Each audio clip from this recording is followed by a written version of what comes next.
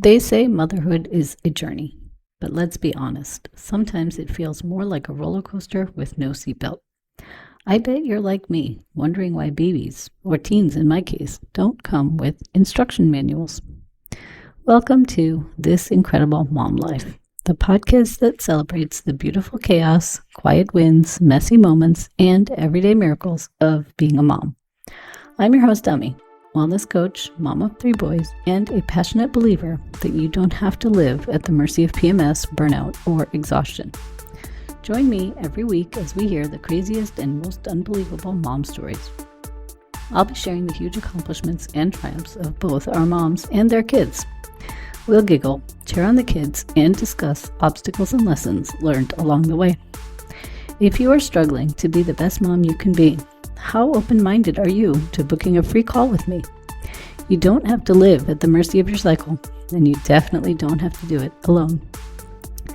Give yourself permission to let me be part of your support system. I believe that you weren't meant to just survive motherhood. You were meant to thrive in it. On this show, we redefine what a supermom really means, and today's guest is the perfect example. Martina Pezzino is a certified nutrition consultant, holistic health coach, and ritual facilitator who specializes in women's health and hormones. Martina is on a mission to bring women back to their bodies and to help moms unlock a toddler-level energy to actually thrive in motherhood, using functional nutrition, nervous system healing, and cycle wisdom.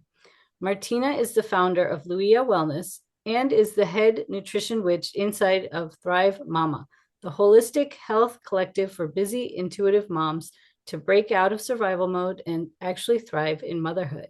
I love that.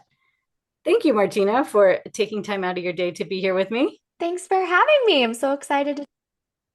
Yeah, I love it because I always talk about how a lot of moms are just surviving through each day. And once you learn that you can thrive, it's like a whole new world. It really is. So today's conversation will be fun. But let's start with you. Tell us who you are a mom to. Yeah, I'm a mom of 2 girls, Luna and Aria, which, fun fact, is where Luia comes from, my business Nice. name. And they are currently 3 and almost 6. Nice. All right. Well, share a mom story. Yeah, when I think about a mom story, I was really reflecting back on my own burnout spirals, which really was like the first 2 years of motherhood for me. I was already a nutrition coach and I had my health in like where I thought was a great baseline. And then motherhood hit like a freaking train. And it was just 2 years of running on convenience foods and cortisol and like sheer just willpower to get through the day. And I knew all the things to do, but like couldn't do them, you know?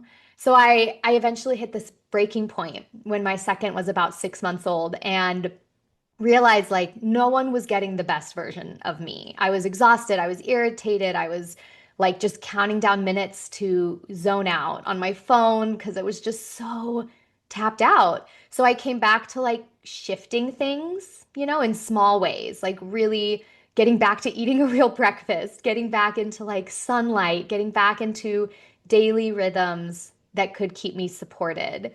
And I remember clearly a few months into this like healing journey. There was this random Tuesday evening. It was nothing special. Like we had swim lessons. I was trying to cook dinner. The kids were melting down. They were like 2 and a few months old at this point.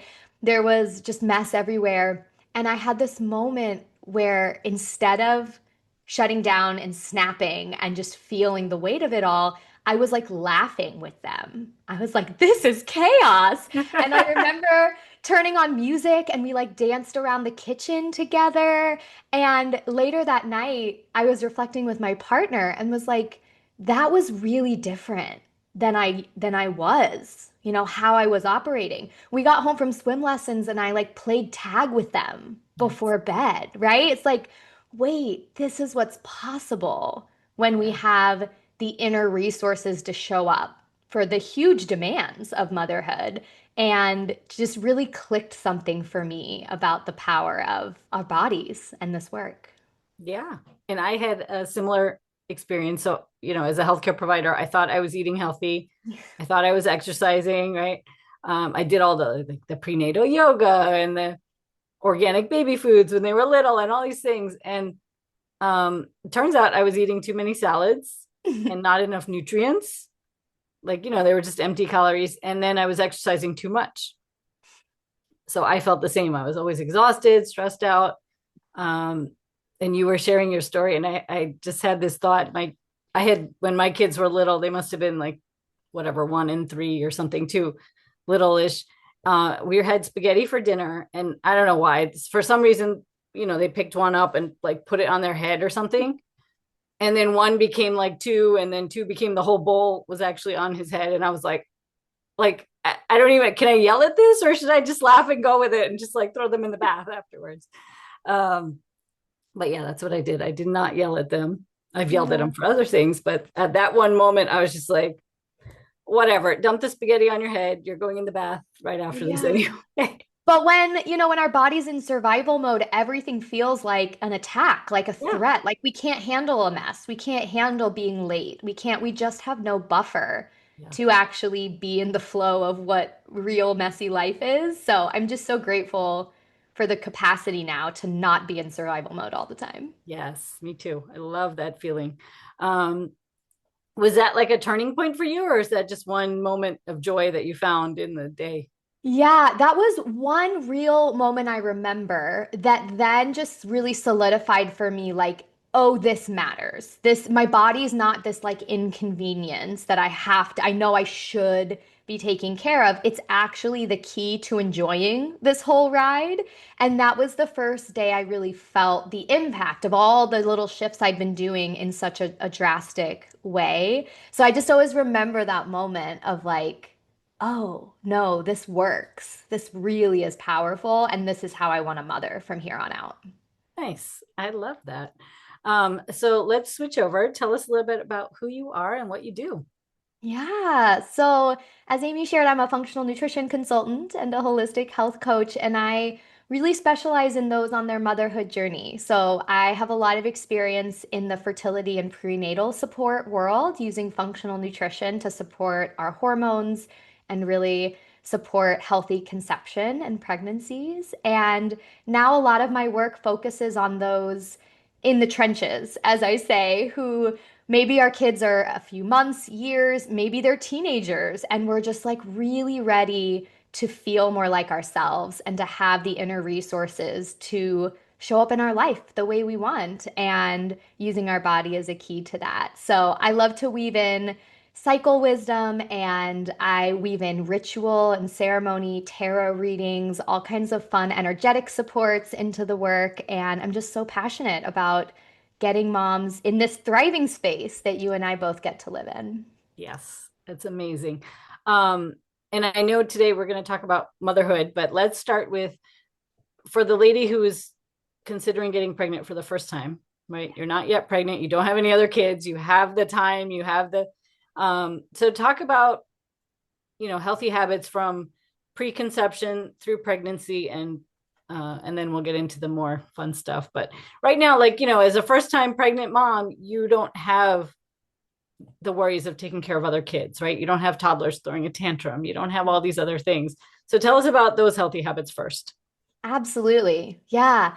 I think one piece of preconception that's really important to keep in mind is that we have been on any kind of hormonal birth control up until now, it's really important to just really mindfully create some bridges of support into trying to conceive. I think there's still a lot of misinformation in a lot of doctors' offices that we just stop taking the pill when we're ready to try, or we take our IUD out right when we want to get pregnant.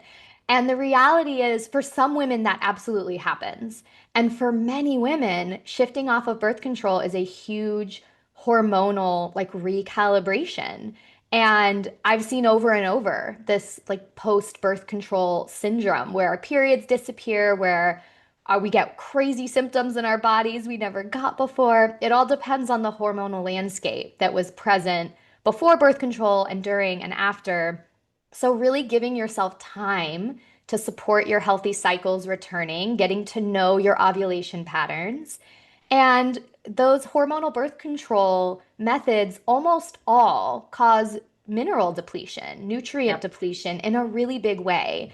And a lot of those nutrients are critical for a healthy pregnancy and like really laying the foundation for healthy life for baby. So I always encourage folks to work with a practitioner who can help close some of those nutrient gaps, right? Eating plenty of like B vitamins, lots of rich animal meats and pumpkin seeds, all kinds of nuts and seeds really will be supportive for transitioning off of birth control, all of those leafy green vegetables, but really working with a practitioner to close the gap because for most of us, it's not as simple as stop taking birth control and then we have a healthy pregnancy. For some, it is. But I know for all those listening, we want to be really intentional to get ourselves and baby everything we need. And I think that's an important conversation to have.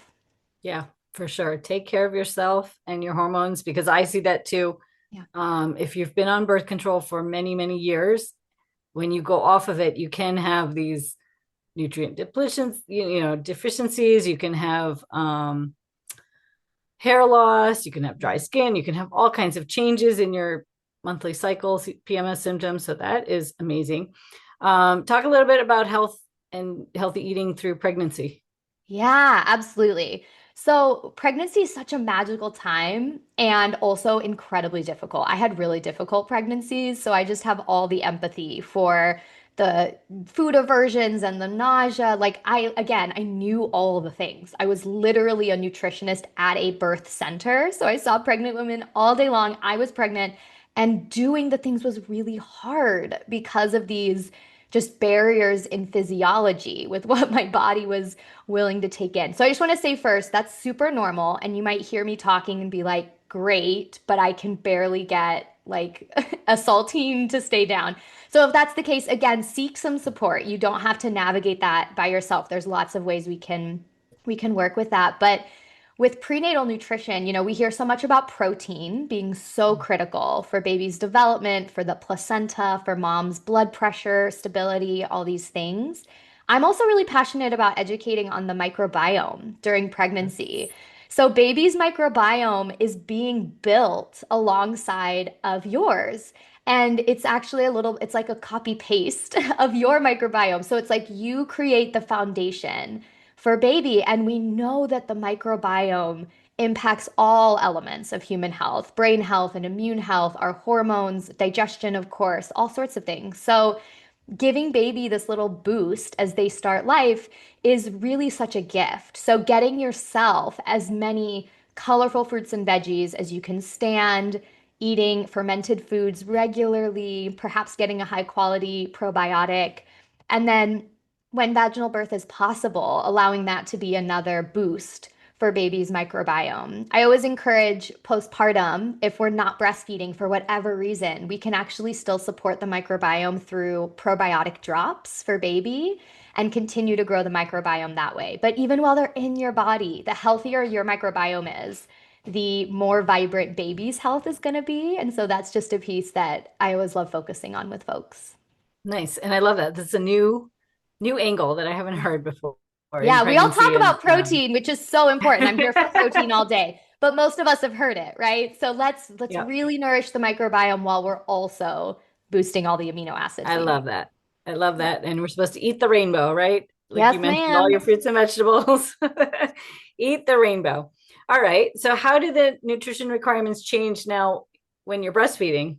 Yeah, most of us really underestimate how much nourishment we need postpartum. In fact, breastfeeding mamas actually need more calories straight up than even when you were pregnant.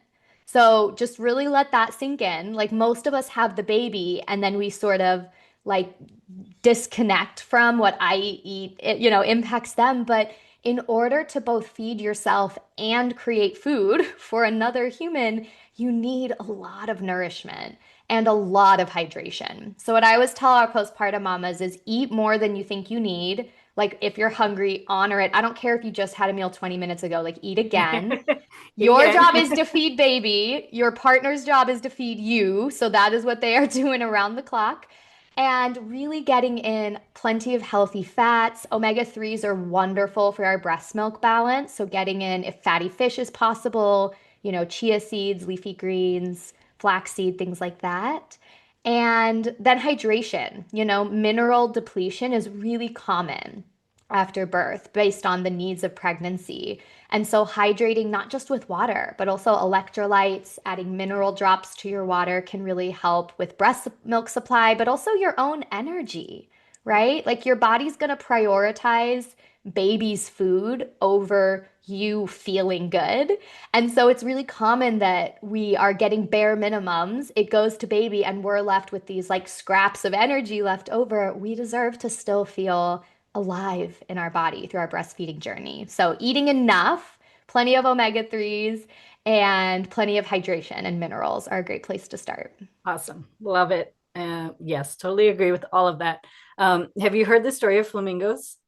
With the getting their pink back, Yeah. I love it so much. Yeah. Yeah. So for those of you who don't know, when a flamingo is not pink naturally, it becomes pink from the diet and the shrimp and stuff that it eats. And when a flamingo is nursing their young, they turn a pale gray color, Mhm. um, because their own body is not getting enough nourishment. And I know so many moms can probably relate to that. So I always say it's like getting your pink back. Yeah. Right. So I love that.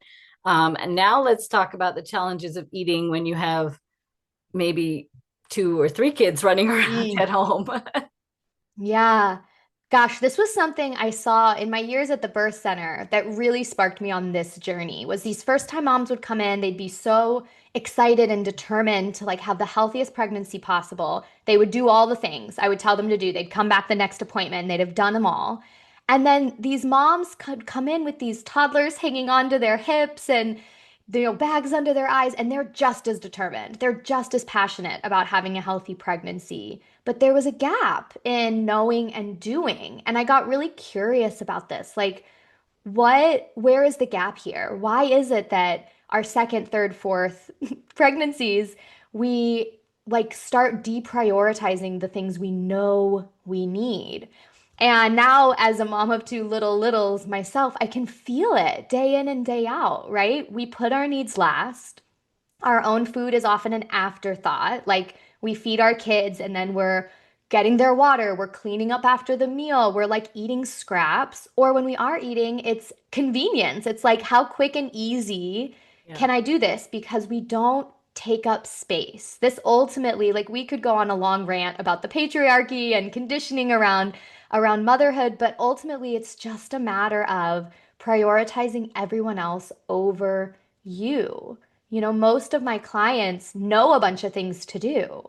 It's really the subconscious programming that's putting our own needs last. So I love working with folks on really practical pieces. Like, yes, we can, use frozen veggies to add to the soup. Like, yes, you can keep an extra water bottle in your car. Like, we can hack it, but also we have to do this inner work that has told us that our needs don't matter. Because the truth is, if we are depleted and running on empty, everybody gets to feel that, right? Yeah. Like us being resource does benefit everybody and is what we deserve and what our families deserve. So that inner work is a really important part of the nourishment journey. Like a meal plan is not gonna cut it, right? No. We have to come back into our like self-worth as women and as moms. Yeah. The challenge I had, so I had three kids under four. I was busy. I was a stay-at-home mom and I wanted them to eat all their fruits and vegetables. I was doing like the sneaky chef kind of stuff where you steam and puree the veggies and put it in the marinara sauce and the mac and cheese Yeah. and this and that. And then I realized like, if I'm making whatever vegetables or, serving fruit for my kids, why am I not eating the same thing? Yeah. And I just wasn't eating it. Like it was sitting right in front of me. I'm like, just chop an extra apple and eat some yourself, right? You're giving it to the kids already. It's So that was a so learning for common. me. I Yeah, and call it was this a my learning berry point. rule. I have a rule with folks because how many of us buy berries because our toddlers love them and then we never eat them because they're expensive and our toddler can eat it all in one go and we just don't eat them. This Yes, is an outward like reflection of prioritizing others. If you love the berries, eat the damn berries. I have a yeah. berry rule that if you buy the berries, you get some too. And I think that's a really important mental shift that we make. Yeah, I mean, we're so into, okay, I need to feed my baby, healthy foods and make sure they're moving and this and that. And then when it comes to us, like make sure the baby's sleeping, right? All of these things. And then when it comes to us, we're like, yeah, it's fine. Doesn't matter. Yeah. Yes, it does matter. Take care of yourself. So now I always, um, if I'm serving whatever fruit and vegetable, I'm having some too on the side. Yeah. So that definitely helps. And my kids are older now, so now I tell them, I'm like, listen, the pasta we eat at home is much better for you than the pasta we eat when we're out, or like Yeah. the homemade muffins. And so they're starting to understand that. Yeah. Um, The also, other thing I see that can be really challenging is when we have a different value around health than our family does, right? Like sometimes mom is the one who really cares and knows it is important. And then we're met with really picky kids, really picky partners. Sometimes the partners are even worse than the kids. And then we are kind of this like lone wolf trying to take care of ourselves, but they're only eating these certain foods. So I always encourage moms, especially if you're on your own sort of healing journey, like you're really trying to recalibrate after years of not feeling good in your body, give yourself permission to actually just take care of you. Like zoom your sphere of control back into yourself. We all want our kids to eat healthy, for sure. We all want our partners to live forever and like stop with the soda or whatever. And we can't control other people. Right. And it actually is a huge energy drain when you have to wait for other people to get on board for you to take care of yourself. So give yourself permission. If you like the salmon, it doesn't matter if no one else will eat it. It is worth it for you to cook it, put it on the table. Like they get to choose what they put into their bodies, but stop lowering your bar of health to match like the lowest common denominator in the yes. house. Because I see it all the time, right? Well, Yep. they won't eat that and they won't. I like quinoa, but they won't eat quinoa. It's like cook the damn quinoa. Yeah. And we have systems with we have pretty picky toddlers and we have ways to make sure they still get food in, but we're holding a bar of health that doesn't lower to like their level of what they will eat or not eat. Oh, yes. And I'm guilty of that too. So it We is all do common. it. Yeah, we all do it. um, so I know all these moms are struggling. They think it's so hard. But you and I know that when you learn to do some cyclical living, it's not as hard as it should be. So talk a little bit about what is cyclical living and how it helps. Oh my gosh, yes.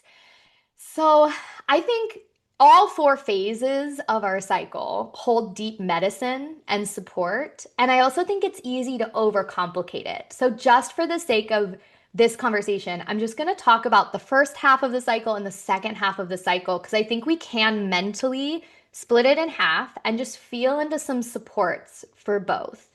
Because the truth is, cyclical living is just honoring the fact that we're not the same every day, that our brain matter shifts like up to 20% at different types of our cycle. Our metabolism changes, our digestion changes, our insulin sensitivity. Like we're not the same operating system. So when we try to act like a robot or like a man and just like do the same thing every day, we end up with gaps. We end up with areas of depletion. We end up burning out. So I love to think about first half of the cycle and second half of the cycle. First half, you can just think about like our metabolism is actually a little bit slower and our digestion is running a bit higher. It's almost like the furnace inside is like turned up just a little bit. And we really thrive in the first half of our cycle on lighter foods, more energizing, water dense, like smoothies and salads and fresh juice. Like those things might feel great, right? We would thrive on more intense exercise. We would thrive on more active, like activities, right? Social time in the first part of our cycle. And then most of us can feel a shift, around like a few days after ovulation, we start to feel a gradual retreat, a gradual slowdown where progesterone takes over the show. And the second half of the cycle, we can flip our focus to more warming foods, more protein dense foods, easier on the digestion because the digestion is really slowed down. So, to avoid all that pre period bloating, stop it with the salads, stop it with the cold smoothies. Like, go for cooked vegetables, go for whole grains and proteins, like the kind of food you'd want in the fall and winter time, like really soaking those up. And give yourself tons of space to go to bed early and to like take a phone free day and to like you need more energetic boundaries, you need more rest. So when we think about just sort of these two halves of our month, we can really feel as we move through the first half, that flavor kind of gets more and more heightened and heightened as we reach ovulation. And then it's like a mix in the middle, and then it gets more and more intensely internal as we reach our bleed. And so that cycle really gets to guide not just our plate, but also our calendar, which I think is really important. Yes, I absolutely agree. And that's what I teach women too. And it makes such a difference, right? Such a difference. That I think is what got me from surviving each day to thriving in life. Truly. And it was just simple little things like, am I having a salad today or soup today? Like Yeah. what you said, right? It's not a huge life overhaul. It's, am I doing cardio today or am I doing strength training or yoga, right? Like it's very easy, simple shifts that you can do if you have multiple little kids at home and this and that, because we've both done it. So it's proof that it can be done. It's possible. Now, for women who might be having a question about this, you have a membership for the Thrive Mama membership. So talk about that. I do. So Thrive Mama is a space that is, it's sort of like a functional health program meets like a witchy community. It's just beautiful in there. So we have all kinds of curriculum and resources, and we also have live coaching and community events. So you're not trying to figure it out alone, and you also are moving at your own pace to pull in the threads of support that you need. And it's just such a magical journey. So I did give Amy a code to get all of our listeners 2 weeks of a free trial. So if you just want to come in and hang out for a couple weeks, poke around, flirt a little, like just connect, we would love to connect with you in there. That is the main way that I support folks these days. Awesome. So I will put that in the description box below. And if people want to connect with you on social media, where can they find you? Yeah, I am at Luia Wellness, Luia Wellness. And you can also find me at www.luiawellness.com. Nice. And again, I'll put all the links below. I think this conversation was full of lots of little tips and golden nuggets for all the moms, whether you're considering getting pregnant, being pregnant, or in the throes of having lots of kids around. So definitely reach out to Martina if you need more help or support. This was so fun. Thank you for joining me today. Thank you for having me. Yeah, it was great. And in closing, motherhood isn't meant to shrink you. It's meant to strengthen you. So take what resonated today, apply one small shift, and keep building the life you want your kids to witness. I'll see you back next week on another episode.